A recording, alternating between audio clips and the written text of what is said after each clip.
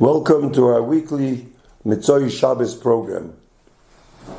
This week's program is a continuation of last week, the Rebbe's connection with the G'dolei Hador, with the Bnei HaYeshiva, and with other Rabbeim. And you can always look on last week's program. This week's program, as I mentioned last week, an amazing connection between the Rebbe and the Kloisenberger Rebbe, the old Harav Kusil Zatzal. And these are from the notes from Hamashpiya Harav Kuti Rab Olav HaSholim. And I called the grandson of Rabbi Yomi Villiger. There was a delegation that came to the Rebbe that the Kloisenberger Rebbe sent. On Harav Binyomi Villiger was the head of the delegation. So I called his grandson, because he used to be my Talmud years ago, and I asked him exactly what he heard from his Zayde, and he told me exactly what Harav Kuti Rab told me. And it's very important, again, I'm mentioning it. When you hear a story, it has to be correct, because sometimes people say stories that are not 100%. And by the way, talking about Rabbi Yomi Villiger, the Rebbe said that when he gives over a story, is accurate in a story. It's a Maimer Amuzgir. So in 1980, there was an Igud Harabonim conference, a gathering of rabbis, where Harav Williger, he attended. Now, as a Maimer Amuzgir, by the Igud Harabonim, at the end of the gathering of the conference, he accompanied a rov, a Litvish rov. It's not negay the name, to get his coat. So he went with him to get his coat, and he looked at his coat. He took his coat. So the rov says, this coat looks like a Chabadnik's coat. Belongs to Chabad. So Rabbi Williger said to him, how do you know this is a Chabadnik's coat? He says, because it looks like the buttons are from right on left. And he knows a Chabadnik are always careful to have to button from right on left. And by the way, talking about that, I think I mentioned once, when I was 14 years old, I walked in with my father to the Rebbe, and the Rebbe, as soon as I walked in, the Rebbe stood up like that. He looked at my jacket, and I had my jacket from left on right. So the Rebbe said the word, I remember, midaf fashpilen. Fashpilen means you have to button from right on left, and when you come home, tell your mother to take a thread and take a needle, and the Rebbe told me exactly what she has to do, how to sew it, but she doesn't have to waste a button. You can use the same button and do it on the other side, so she wouldn't have to waste even a button. So the Rabbi then explained to me, and it's a Maimer Amuzgir. So I just want to show you that it's very important, and this I wrote for everybody, Bachrim, that they should be careful that the way you wear your jacket is very important, your coat and your jacket. Anyways, so during that conference, Rabbi Williger he spoke about a project that was near and dear to him. What was it?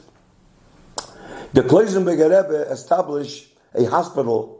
It's called Laniado Hospital in Netanya. And this project was very near and dear to him.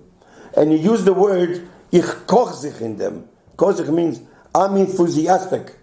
Now he used the word in koch sich in them because a week before they had the Yechidas, which I'll tell you about that soon. And the Rebbe uses the word ich koch sich. So he used the word here, ich koch sich in them, in the hospital. And that was before. There was a few people were at that conference, but I'll tell you in a minute. That's what he said. So the Rebbe then gave him a donation, a good donation, and the Rebbe then said that would be a good idea not to call the hospital Batei Cholim, but to call it Batei Refuah. The check did not have a date, So he thought, Rabbi Williger, that the Rebbe doesn't want to write a Goyish date. So he found out that that's not so, because the Rebbe wanted to leave it open so they can cash it whenever they want.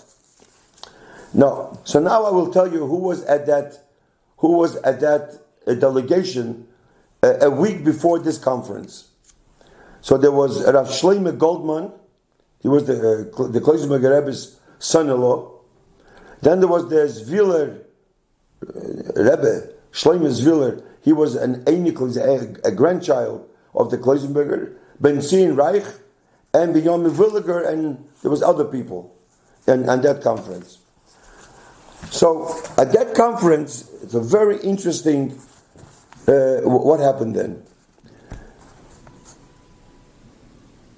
The Rebbe started saying, when we inquire about somebody, or when we write about somebody, when we want to know, we always ask, how is he begashmius and then beruchnius?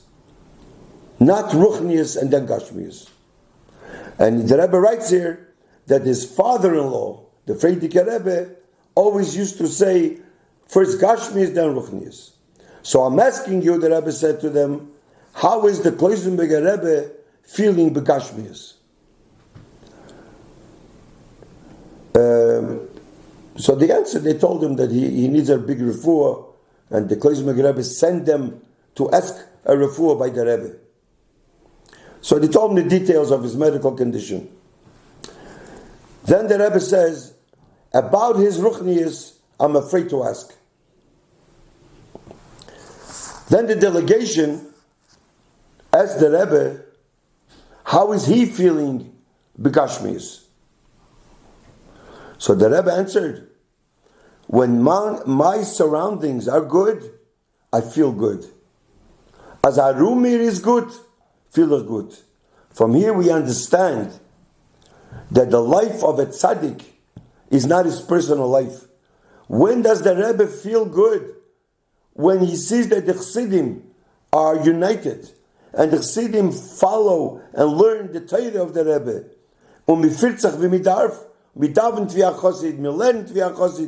That's when the Rebbe feels good. As my Narum is good, it feels good. Then the Rebbe said, I hear that the Rebbe, the Kloisenberger Rebbe, learns Chumash and Rashi in public gathering. You know, the Kloisenberger Rebbe used to learn. Thousands of people came every Thursday night. He used to learn Chumash and Rashi. So the Rebbe says he heard, and he says, I'm happy. The Rebbe writes here to hear, because I also am passionate about learning Chumash and Rashi. Ich koch sich in them. That's the word he used. That's Rabbi Williger by the Yigud Arabonim. He used the word ich koch sich in them. I'm very enthusiastic about Chumash and Rashi, and I'm glad to hear that there's a Tanam Sayeya. Even though the Rebbe says, I had a lot of complaints when I started to teach, to learn Chumash and Rashi. You know, the Rebbe started Chumash and Rashi in Tovshin Chov Hei. When the Rebbe Tzechana passed away, he started to learn. But the Vice of the Rebbe had a lot of complaints, which let's not go into that. Can you tell me, the Rebbe asked him, the reason why the Kloisenberger Rebbe started this custom of learning Chumash and Rashi? So the delegation said they don't know the reason, but after Yechidus, when they'll go, they'll try to find out and tell the Rebbe why. Then the Rebbe explained to the delegation why he started the custom of learning Chumash and Rashi in public. So the Rebbe said like this. It says, Chodosh Osur Min HaTorah. Chodosh means new. New grain is prohibited from the Torah. This is said in connection with the Omer. With new grain that grew that year, we can't use the new grain until we bring the Omer. So Chodosh Osur Min HaTorah. So the Rebbe says that the Chassam Sefer says, he comments on that, Chodesh Osir Min HaTorah. Anything new, the Chassam Sefer says, anything modern, all the latest styles and ideas of the world is possible, is Osir Min HaTorah. In other words, I mean, there was no internet. Probably the internet. Internet is part of it. It's a new thing. It's Osir Min HaTorah. So the Rebbe says, when the world, the Le'umazeh, this physical world, comes up with new things, with new ideas, or with new styles, or with new philosophy, these new things are osur. And we should counteract with new Kedusha ideas. If we see in the world new ideas in Gashmias, we have to counteract in holiness. So we need new ammunition to fight the new influences of the secular world. As long as the forces of evil, he says, come up with new things, we too, the forces of holiness, need to come up with new things. So my teaching, Chumash and Rasha in public, is what needs to counteract the secular forces and new things. And that's why, it doesn't say it, but that's why I think, the Rebbe, I remember Meir Rabbi Sarah, the Rebbe turned around to him and the Rebbe whistled by Fabrinyan. Do you ever see a Rebbe should whistle or ask him to whistle? But because whistling, we know what the Goyim outside world, what whistling means. So we have to whistle by Fabrinyan to counteract, to make a whistle in Kedusha. If there is in L'umazeh, it has to be in Kedusha. Then the Rebbe says, why he chose Dafke Chumash Rashi.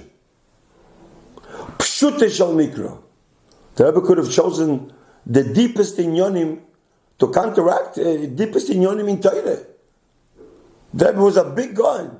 Why did he choose Pshute Shal Mikra Chumash Rashi? There's plenty of guyness the way the Rebbe taught Chumash Rashi.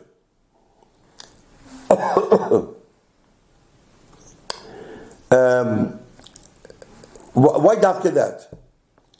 So the Rebbe says, today is a time and a timely mitzvah to bring Mashiach and to complete the redemption. So we need to elevate the Golus from the bottom.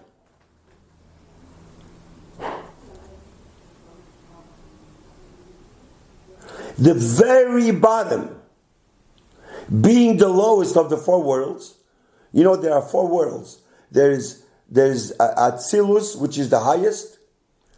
Atzilus Briya is lower. Yitzire Asiya. We are now in Olam Asiya. This is the lowest. So we have to elevate in this world, in Olam Asiya.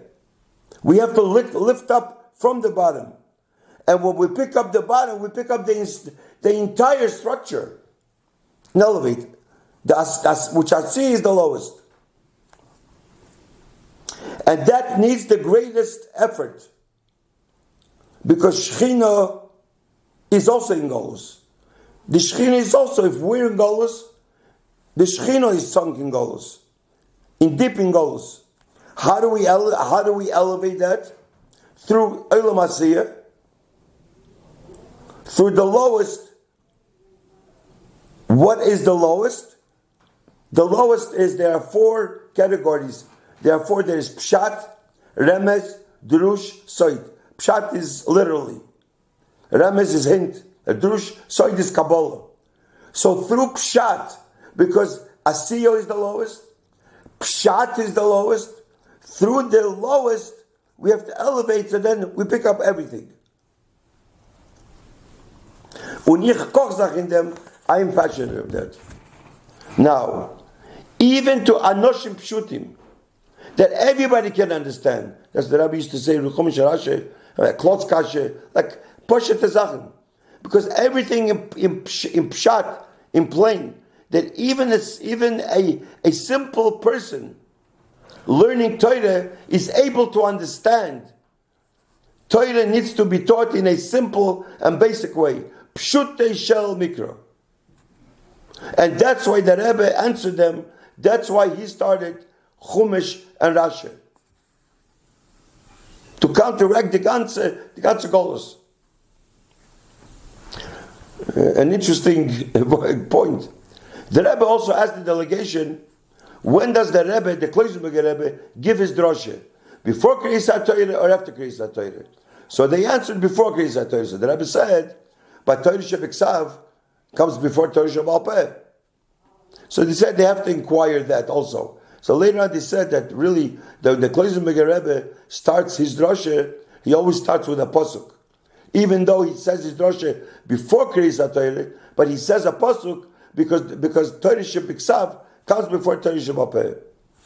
I mean, they didn't know that, but they said they'll come back. So the Rebbe is waiting for an answer.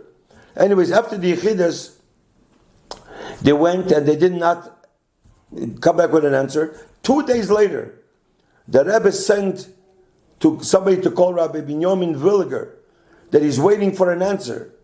So the first question was, why did the Kloisenberger start learning Chumash Rashi? And then, why before Kriyas Torah and after Kriyas Torah? So they said that was a technical thing, and he always starts learning. So really, they didn't really know the answer 100%. But Rabbi Binyamin Williger commented to the Rebbe. He says, "You Chabad Chassidim are different than our. You are soldiers. Why are you soldiers? Because you do things bezrizus. Because you felt bad that he didn't answer the Rebbe right away. Chabad, soon as the Rebbe sends, right away we have answers. We go right away. But we are not like Chabad. Anyways, there was more, but it's too much.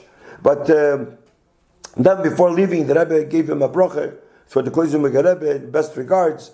So anyways, here we see how the Rebbe was interested and was in touch with Gedolei Yisrael, Gedolei Hadar, and Gedolei Rabbeim, and Kloisenberger Rebbe. It's a very interesting inyan that the Rebbe had this gathering with the delegation that the Kloisenberger Rebbe sent him. In Mitzvah Hashem next week, we'll continue our weekly program. Thank you.